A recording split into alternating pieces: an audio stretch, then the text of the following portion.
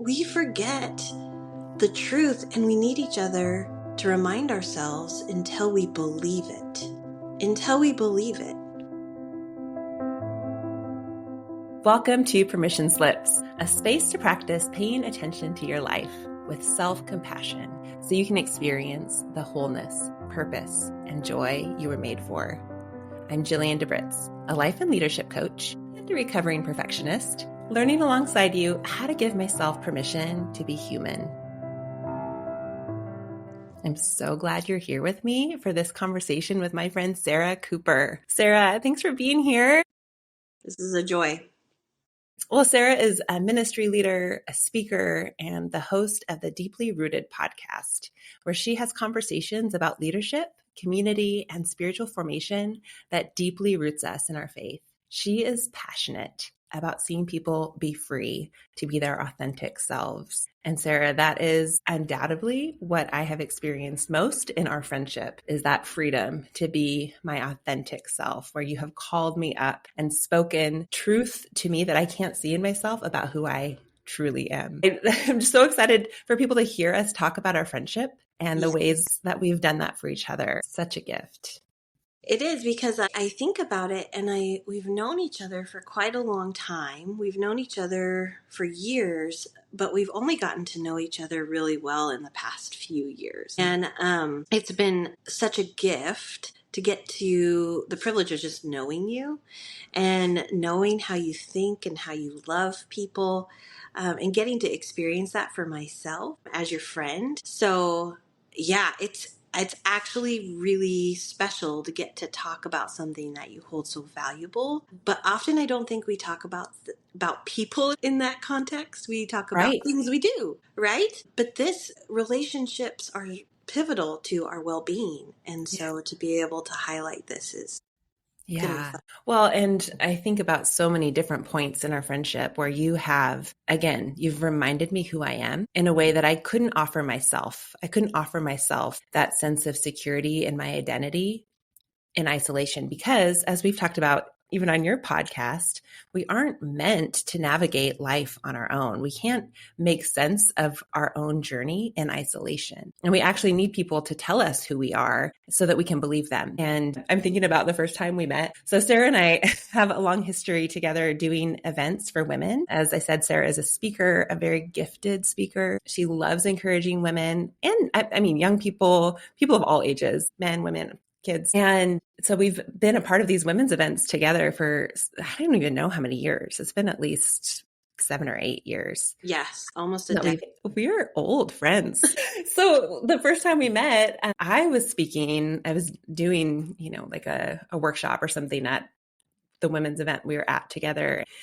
I remember you were such a warm, friendly face that you looked at me in the eye with your penetrating gaze that almost made me uncomfortable, because you have such a steadiness in how you see people. And me coming in with all my insecurity and fear kind of welling up, which happens anytime I feel vulnerable, you looked right at me and you said, "Jillian, I am so excited to learn from you."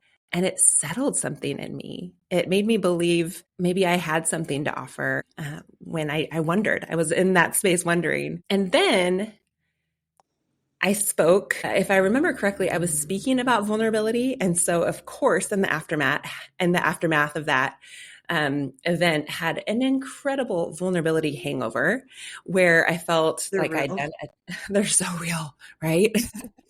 Especially for speakers, no matter how confident we are on stage after the fact, right? There's always that how did that land? And I was swirling for a solid year. In fact, I don't know if I've told you this, but after that experience, after I spoke, I was beating myself up so hard. I said, "Lord, I am never speaking again. I don't want to do this anymore. This is too painful. It's too hard." And the next year, somehow I got roped back into coming to that event, even though I had sworn I was done. And I showed up again that first meeting together, and you said, "Jillian, what you offered last year was such a gift to the people in that room." And you started to rewrite the script that I'd been telling myself for a full year, where I had been hanging my head in shame about my performance and my ability and my gifts as a speaker. And you said you felt like you were handing out rocks to the women that were in that room. You were actually handing them jewels, gemstones, treasure. And I remember just weeping, par for the course in our interactions. And you continued then, even before the weekend started, you took time after that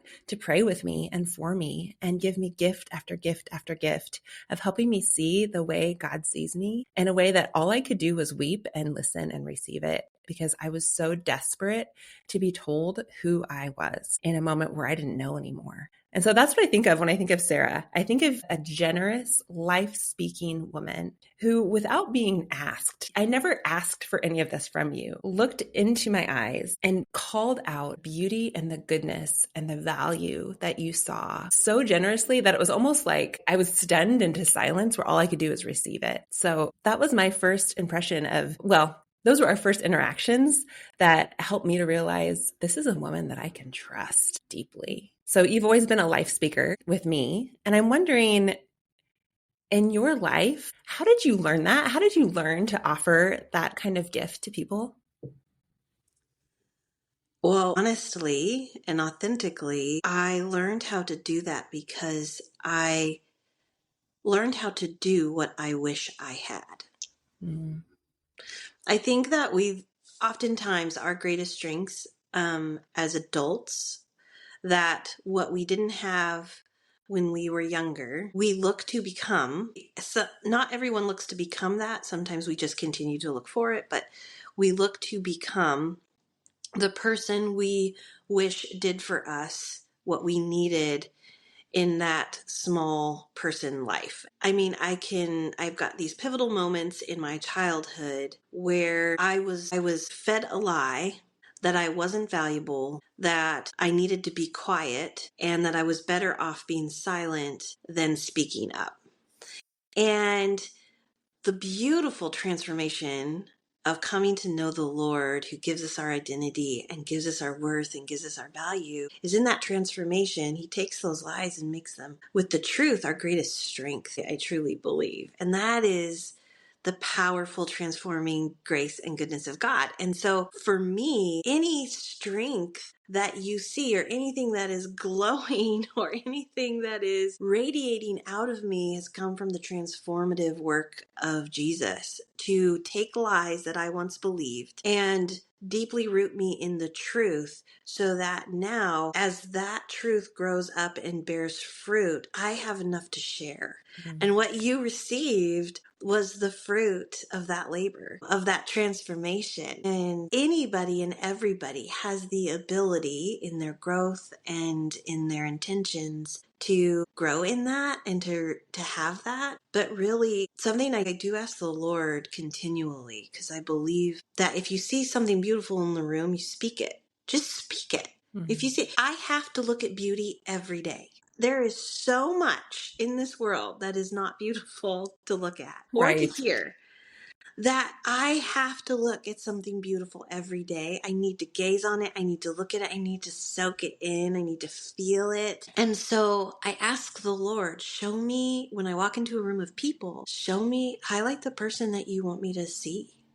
Mm. Highlight the person. And the Lord highlighted you. It was like this little light shining down, a little beam that says, this woman has something I value. The Lord values. The Lord has done something in her that now is an overflow to the people that we need. And Mm. so it's easy to look at that and say, I recognize that. I recognize the value. I recognize the beauty, and I'm going to call it as I see it. There's so much there I want to unpack, both in your intimacy with God, which, people listening are all different points in their faith journey, whether Sure. they believe in God or have been walking with Him for a long time. And so Sure. the intimacy that you experience with Him is one of my favorite things about you, and something that has so deeply shaped me and my faith and intimacy with Him. But before we go there, I want to just highlight how easy you make it sound to call out the beauty in the room, to call out the beauty in one another. And it occurs to me that that's not normal.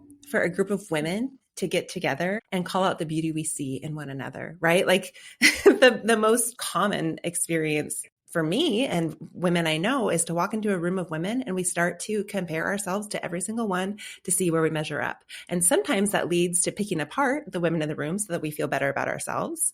And sometimes that leads to picking ourselves apart because the women that we see are so X, Y, or Z, beautiful, competent, fill in the blank. And so I want to hear more about what it's like for you to be a woman who is deeply gifted, breathtakingly beautiful, and confident in who God's made you to be. What's it like to be a woman like that and to walk into a room and choose to look for the good and beauty and speak that out? Like, what has that been like for you? Well, I think one thing to clarify is that you said it's easy. It appears easy. It appears easy. That doesn't mean it is easy, because there's a lot of work within myself that I have to do. I have been that critical woman. I have been criticized. I still, in those places, those are things that I am working through as a human. But when I think about what does God value, and it is the things that are in my mind that I'm thinking, or the things that I'm speaking, who does it edify and what does it edify? Like, what is it building up? Some of us are builders. I'm a builder. I'm a builder of teams. I'm a builder of people. So when I go into a room, some of my natural bend is to look at the people and say, what is their gift? What are they bringing into this room? Because they have something I don't have. And that excites me. That gets me excited. And you're right, it's not common for us as people to go in and just champion each other in the things that we have been gifted to bring about unity, to bring about solutions, to bring about forward movement that takes us to the next place or wakes up the things within us that need to be alive, that need to be celebrated, that need to be seen, that need to be experienced. It's not common, but I think that when we have moments like this, or we have relationships like this, Jillian, in our friendship, this is common. Yeah, This absolutely. is our common neutrality. Like, this is what we do. Right. Well, and I think about that. I think about how your belief in me, how your championing of me as a normal practice in our friendship. Like, how often do we talk on Marco Polo every week? Like, often, right? And most of those messages, I mean, we have our normal, here's my hair or whatever, like important conversations that are part of You're never friendship. But allowed to share those Marco Polos. no, it's all private. It's all private. But we also, most of the time, there's some sort of, I believe in you. This is what you're doing. This is why it matters. Keep going. I'm praying for you. Like, I see this in you. Encouragement, speaking life, speaking vision and hope. So the way our friendship has shaped me, encouraged, put courage in me to do the work that I'm now doing in the world, I can't even measure it, Sarah. But I think about even the last couple of years, and again, more speaking experiences where you've been a part of my journey as a speaker, as I've felt more and more compelled to share words of truth and hope and life with people. And as those opportunities have come, and I've like wrestled with my own stuff that we have to wrestle with if we're going to share with people about the Lord, especially. But anytime we get on a stage, especially, we have to wrestle with our own stuff, or what we're offering is incomplete and it's inauthentic. And so you've been with me in the background wrestling, and then you've also been my champion in prayer. One retreat that you weren't at, letting me call you every time before I would get on stage. I think there are 4 different sessions, and you would pray with me before those sessions, and you would hold me up and champion and encourage and like share your excitement for these women with me. And so I think about the speaking, but I also think about like my writing journey and the journey of starting a podcast. And you have been a champion again and again and again. And I think about how much strength it's given my heart to have you in my life, telling me when I forget, which is almost daily, There's some weeks are better than others, but more often than feels reasonable, I need to be reminded who I am. And you have never once held back or made me feel bad for needing to be reminded who I am and why it matters. And you've never once made me feel bad that I need more encouragement. Again, I know you just told me this yesterday, but will you tell me again, Sarah? Like, is it too much? Is it too much for me to ask again for more belief or more prayer? So yeah, I'm just so grateful for the way you've helped me practice receiving that. I have to practice what I need for myself. I need that too. I need it for myself. The Lord does not get impatient with how many times I come and say, remind me. He tells us to be reminded. Remind yourself, encourage yourself in the Lord. He's constantly telling, He knows that we have, the God who doesn't forget anything knows we forget often. And we forget the truth, and we need each other to remind ourselves until we believe it. Until we believe it. And I need that too, and I cannot be afraid to give a lot what I myself need someone else to give to me. Is it hard for you to receive it as much as you give? I know we've talked about this before. Like, it's actually really uncomfortable for me to receive the amount of care and encouragement and support I receive from you. And I love giving it to other people. So I'm wondering, what's easier for you? How do you navigate that? It is 100, well, it is 98% easier to give than to receive for me, for sure. I have been actually processing and kind of working through this process of the people who are safe, what I would deem personally safe, who've earned the right to be in that close circle, who they get everything. I have people in my life like you and like my friend Susie, like there are people, they know everything. There's nothing they don't know. One, that keeps me in a place where my heart gets to stay pure. I'm not in hiding from anyone. And it's not an overshare. It's just like there's nothing you don't get to know. And that brings me so much peace to live in. I'm not hiding anything. The Lord already knows everything. Like, duh. But Yeah. to be able to have people in our life that we can speak to and say, no, if you put her on trial and she had to testify about me, she would be able to tell it all. Hmm. And all the bad, all the good. Because I think there's so much freedom in not just having that with the Lord, but having that with a person. But Yeah. here's the thing, vulnerability is like putting a weapon in somebody's hands. Mm. Vulnerability is like putting a weapon in somebody's hands because you have just put in their hands something that they can either destroy your entire life with, or they can love you through. And so to find people who are that safe to hold your vulnerability and say, I could use this against you and I'm choosing not to because I love you. Meaning, like even in marriage, even in marriage and relationships with other people, that you're married to, like that, I can't imagine. I'm single, but I've seen it where someone's like, I could never tell my husband that because he will use it against me, in this conversation. But love and the safety of being vulnerable says, I could, but I won't. Mm. Wow. I love that. I've never thought about it that way. That vulnerability is putting a weapon in someone's hands, or it can be. It It can could be. be. Part of me It is could like, be. Yeah. why would any of us do that? Why would I give you a weapon? And then the next question that is coming up is thinking about people listening who are like, yeah, I want to be close. I want this kind of friendship. I want to know people. I want to be known deeply by people who can remind me who I am. And I want to know people deeply and be trusted in this way. How do I know who's safe? So one, why would we give someone a weapon? Why would we choose vulnerability? And two, how do we know who we can trust? I don't know all the answers to that, but I know what I've discovered and I know what I'm discovering about that. And that is that there is an I don't even think, I can't even say it's equal partnership. It is not, because relationships in love are not equal, right? No. You're constantly giving more than in that moment that other person can give, or vice versa. So I can't even say that it's equal partnership, but I can say that it is full agreement. It's a full agreement that that person is going to be showing up and is going to be present and going to be loving you in the same way that you've agreed to do that for them. That's what I experience personally. So, how do you identify how much someone is willing to agree to, right? Like, again, I'm thinking about relationships. It's not like we sat down and had a Not a DTR in the contract. beginning.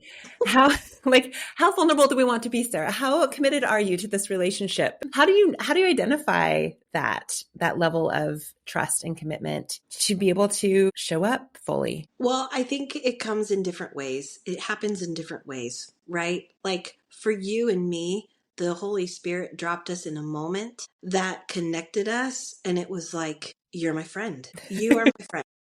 But then, like, I don't have a lot of people that pursue me for friendship. They can pursue me for a need, but Mm, not for me. And so I sift really quickly when somebody is, I just wanted to know how you're doing. And there's this consistency over time where they're consistently checking in with me just because they want to know me. They want to mm. know how I'm doing. And that sets people apart really quickly. And I think that if you are a leader in community, you understand exactly what I'm talking about.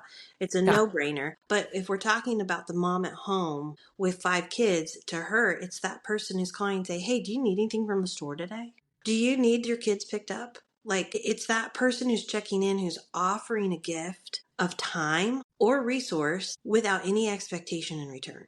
And there's a yeah. consistency over time of that investment that says, oh, this person isn't just to get something from me. They're actually here. They want to love me. That's such a helpful framework for building trust in relationship, that it happens over time, right? Like we don't have to jump in, and actually can't jump in the deep end right away and say, okay, I know you fully. I trust you today, forever. It actually has to be earned, right? Vulnerability and trust, they grow together, Brene Brown says, but it has to be earned over time. We don't, hopefully, I guess there are times this might happen unintentionally, but we don't show everyone all of our dirty laundry on day one and just assume that they're trustworthy. Again, Brene Brown used the illustration of a marble jar, where it's like one marble at a time. We're slowly filling up that trust, at that Yes. jar of trust, and it comes over time. And so you're giving us that permission to build trust and practice vulnerability slowly. And as you observe someone's heart, their intentions, their behavior, their pursuit of you over time, it helps solidify that ability to trust that this is someone who I want to be in relationship with, that I want to be vulnerable with. And also, we don't often talk about what happens when that's broken. What Yeah. happens when it's broken? Because it can be restored. Restoration is possible. Not always. Reconciliation is possible. But how do we reconcile and restore back to relationship in a way that is healthy? And I know we say healthy a lot, and that can have all different kinds of definitions to it. But when I say healthy, I mean, how do we come back to wholeness? How do we come back to the whole person that we were before this breaking? And Wow. I think that that's important when we're in relationship with people and we're earning the right to be heard and to hear that it means that we're taking a risk and we are going to get our heart broken. It's not if, it's when. Or Right. when we're going to be disappointed by something that they've done. But in that, we can either choose offense or we can choose reconciliation. And sometimes reconciliation is saying, I'm going to work to forgive you, but now you have different access to me. Good reconciliation. Restoring would be restoring it back to the wholeness, which just takes a lot of time and a lot of community effort, bringing other people in to help. Right. Recognizing that if we're in relationship, we will be hurt Yes. eventually. Yep. And that's the beauty and the heartache of relationship, right? Is that Mm-hmm. we long for connection. We long to be known deeply. And because we're human, we're never going to be 100% perfect about how we hold one another's stories and hearts. Yes. And even you and I have had moments, right, where one of us has had to apologize to the other or had to say, "Hey, I don't know what you meant by that," or like Right. how that landed hard, or Hmm. am I coming on too strong here? I hope this didn't land. Like we've had to be mindful of Yeah. how our words or behavior impacts the other person. And because of who you are and the love we have for each other, we've been quick to Very both quick. identify the rupture when it happens or Yep. even identify a possible rupture before it happens, and Hmm. then to step in and move toward one another to try to repair that because our friendship matters so much, Yeah, it's which again, recognizing the tension.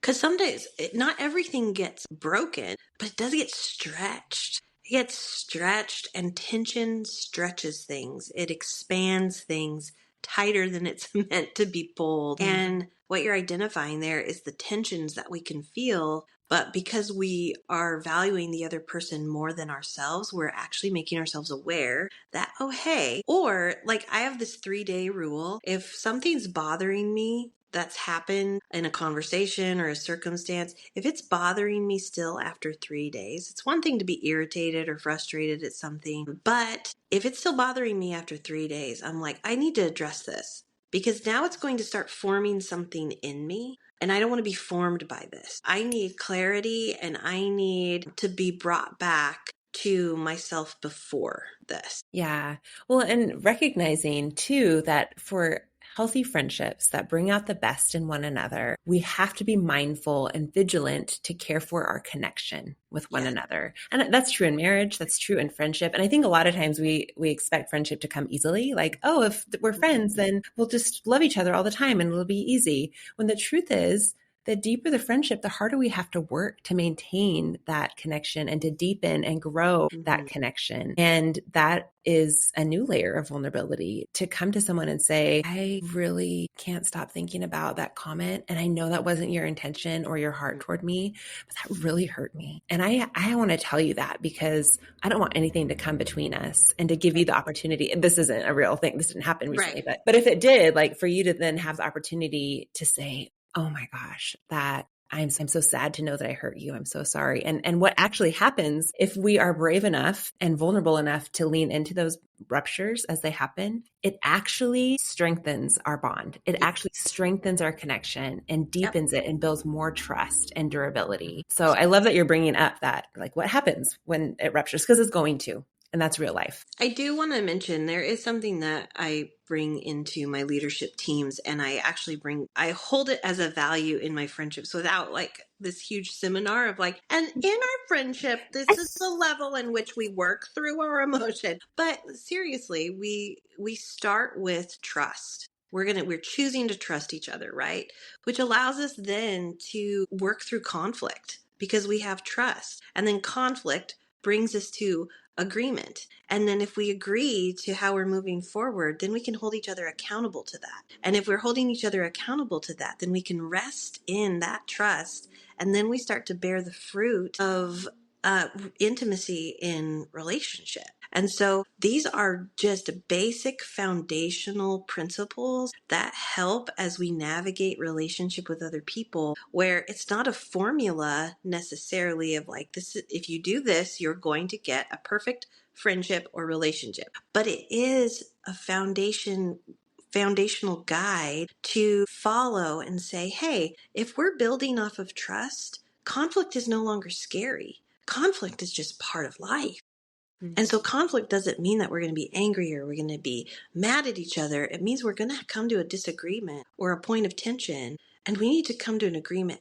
We need to agree to some point after that so that we can keep moving forward. And then we're not going to sabotage our friendship by going back on that agreement. We're going to hold each other accountable. Hey, this is what we agreed upon, and this is what we decided about each other, and this is where we're going to move forward. It's so interesting because, in my 40s now, I feel like I'm just learning through a lot of hard work in counseling and other places. I'm just learning to tell people the truth in my relationships, where I'm just now starting to practice building the courage to tell people if I'm hurt or tell people what I need, or even recognizing places where I have failed and owning that, bringing that forward. Where, so many of us resonate with this like fear of conflict or avoidance of conflict at all costs. And I know that you, just because of your personality and wiring, probably are less conflict avoidant than most people I know, and which I actually love about you.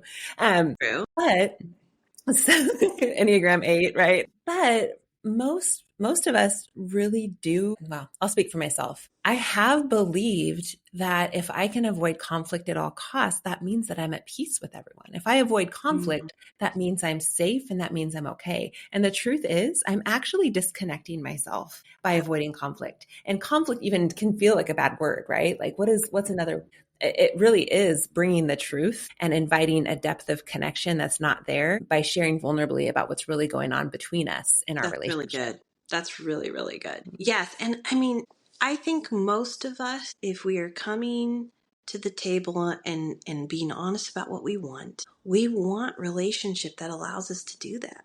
We really do. And so it's worth fighting for. And you are going to have to fight for it. You are Yeah. going to have to fight for time. I mean, mamas with littles, I am speaking to you as a single woman. Like, I am so sorry for people that don't understand what you are dealing with at home. Don't Mm. understand what you need and how you are surviving. And so it can be really hard when you're being invited to a bunch of things and you're like, I don't even know how to get the laundry done today, let alone get out of the house to do grocery shopping. And coming to your event or your birthday or your party or your whatever is going to be the hardest thing for me to even think about right now. And there is so much empathy.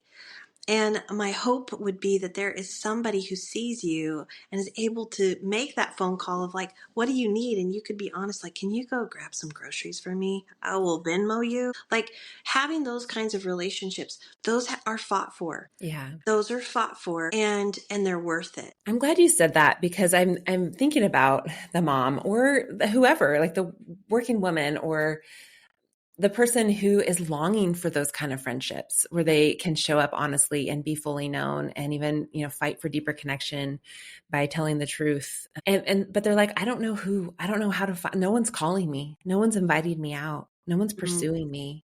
Like, how do I find this? Do you have any advice for that person who's longing for deep relationships, but doesn't know where to start or how to find them? Well, I can only speak from what I've experienced. And as a single person who doesn't have a family and who doesn't have people checking in on her very often who are nearby, and it is a treat to have friends like you, Jillian, who are checking in on Marco Polo. But even so, you don't live near me.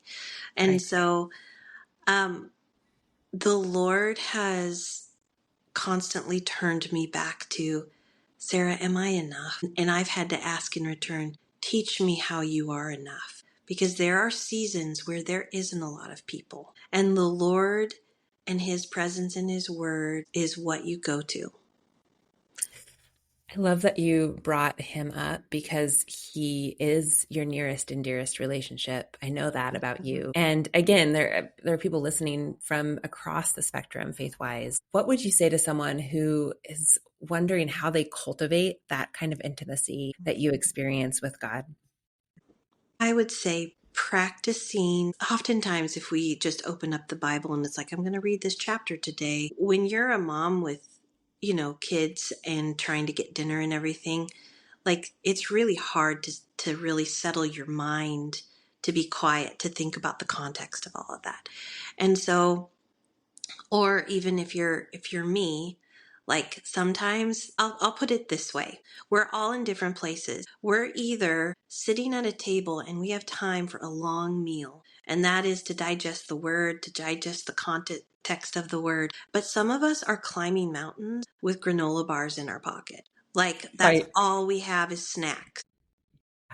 And so all we have time for is a snack from the Lord. And we want that feast. We want that pasta dinner at the top that we've earned. But all we're getting is granola bars and snacks. I want you to know that God is a God of multiplication. He can multiply time. He can multiply His word. He can multiply that any minute you give Him, He can multiply into your heart and deposit within you what you need. So whether it's a Jesus calling Devo for the day, read through it and ask yourself, how is this true for me? And any place that feels untrue, just ask the Lord, Lord, show me and make that true for me. Show me how that's true for me. And He will. And it'll take time, but just practice that and see what happens and what grows in you as you let those things deposit within you. I love that invitation just to experiment, to practice, to show up and say, okay, I have time for a granola bar. God, what are you going to give me? Yes. And almost in the same way as what we were just discussing around friendship, right? That we can bring that same honesty, that same level of desire and truth telling and vulnerability to God to say, listen, I want to be close. I don't know how to make that happen right now. Can you meet me more than halfway here? And his answer is always abundantly, lavishly, yes. Like we're talking, he'll go 100%. You just stay where you are. Just stay where you are. Let him come to you. He's already there. So I love that. And for those who are in a place where you've put the Lord on the couch and said, hey, you don't get to come to bed tonight, like that you have like literally said, out, out. I don't want to talk to you right now. It's okay. He will stay wherever you have left him and he will wait for you to come back and invite him again. And so just know he's not going anywhere. And his answer will always be yes. Amen. Yep. Yeah. You better As we're finishing up, Sarah, this is so beautiful. And I know we'll continue this conversation later today on Marco Polo. Is there any sort of permission slip that you would want to give people who are listening? You have permission to be your full and complete self with the Lord. And as you practice and learn to be that with Him, it will get easier to practice with people. Wow. That's really beautiful. And I've experienced that in our friendship. You've helped me be myself with the Lord together as we pray together, as we talk about Him together. And I've been able to take that into my relationship with Him, just the two of us. And He then has reminded me who I am, that I'm able to then bring back to our relationship and practice being myself with you, and back and forth together at the same time. So thank you for this gift, Sarah. It's been such a joy to share you with the people listening. Tell us where, if people want to connect or listen to your podcast, where can they find you? You can reach me at sarahcooperyl@gmail.com. If you want to email me, feel free to email me anytime. And also you can hear me on the Deeply Rooted podcast. It's The Deeply Rooted, and it's on Spotify or Apple Podcasts. I don't know. I just throw it in there and it happens. But that's where you can, and also on Instagram, in Dub Cooper. Okay, I'll put links so people can just click and find it easily. Thanks for having me on. Love you, friend. Thanks for listening to this episode of Permission Slips. I hope this conversation gives you permission to find people that you trust enough to practice being honest with in ways that allow you to be more fully yourself, both in friendship and with God. Remember, your life matters, and so do your relationships, more than you know.